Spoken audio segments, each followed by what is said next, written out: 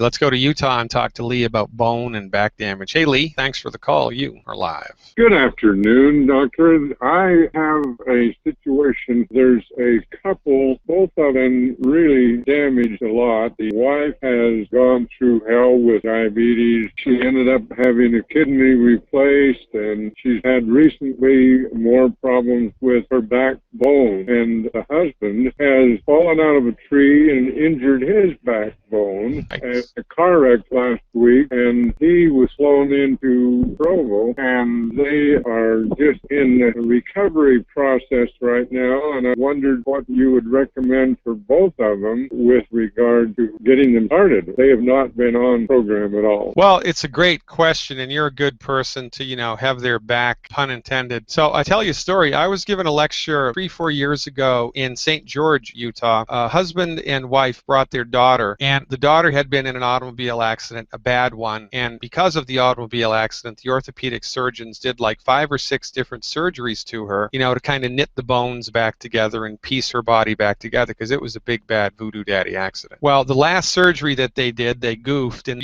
one of those screws that they hold your bones together, well, they screwed that into her spinal cord and paralyzed her from the waist down. Well, long story short, her parents caught wind of Youngevity, and they came to a lecture that I gave, and I advised them what to give the daughter to support and promote healthy bones and joints, right? 6 months later, I don't even think it took 6 months, quite frankly, but, she's walking again. Her body's healed itself, and, the doctors thought that was going to be impossible. I'm telling you, medical nutrition can go often much further than you think that it could when it's properly applied. And, it's stories like that, feedback like that, testimonials that we get from real people with real illnesses who bounce back almost like a miracle, really keep me moving forward here and keep me inspired to do this. And I also have to tell you, I've said this before, but I'll say it again, until the cows come home, because it's the truth. I've been practicing naturopathic therapeutics for 25 years clinically, and I got great results before Youngevity. But since Youngevity, since I've been following Dr. Wallach's lead, using Dr. Wallach's nutritional supplements, the things I've seen people recover from, I didn't think that was possible. And